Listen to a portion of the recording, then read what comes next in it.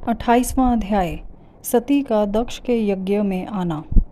ब्रह्मा जी कहते हैं, नारद, जिस समय देवता और ऋषिगण दक्ष के यज्ञ में भाग लेने के लिए उत्सव करते हुए जा रहे थे, उस समय दक्ष की पुत्री सती अपनी सखियों के साथ गंधमादन पर्वत पर धारा गृह में अनेक क्रीड़ाएं कर रही थी।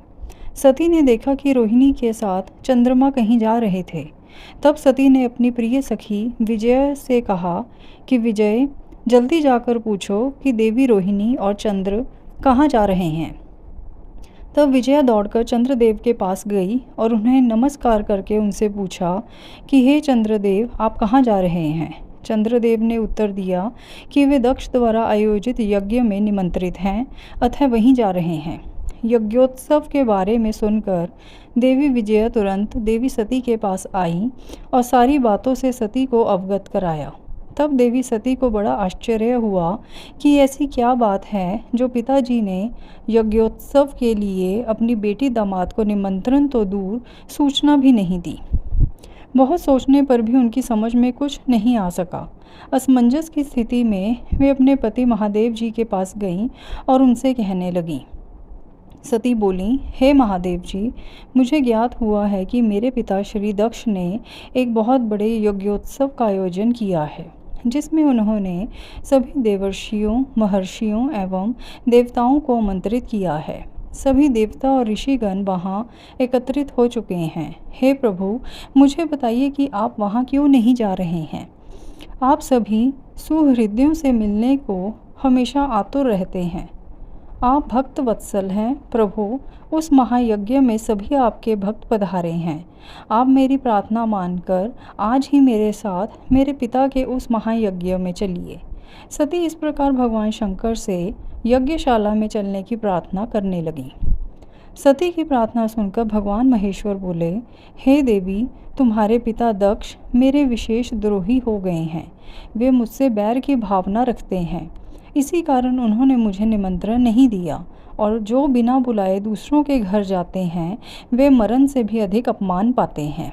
हे देवी, उस यज्ञ में सभी अभिमानी, मूढ़ और ज्ञान शून्य देवता और ऋषि ही हैं। उत्तम व्रत का पालन करने वाले और मेरा पूजा करने वाले सभी ऋषि मुनियों और देवताओं ने उस महायज्ञ का त्याग कर दिया है तथा अपने अपने धाम को वापस चले गए हैं। अतः प्रिय, हमारा उस यज्ञ में जाना अनुचित है। वैसे भी बिना बुलाए जाना अपना अपमान कराना है।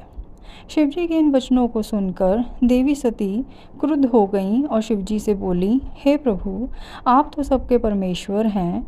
आपके उपस्थित होने से यज्ञ सफल हो जाते हैं। आपको मेरे दुष्ट पिता ने आमंत्रित नहीं करके आपका अपमान किया है।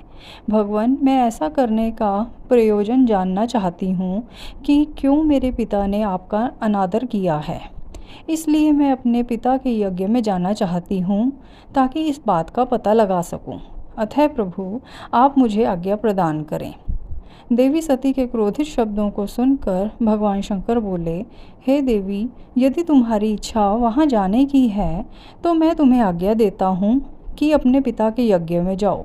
नंदीश्वर को सजाकर उस पर चढ़कर अपने संपूर्ण वैभव के साथ अपने पिता के यहाँ जाओ।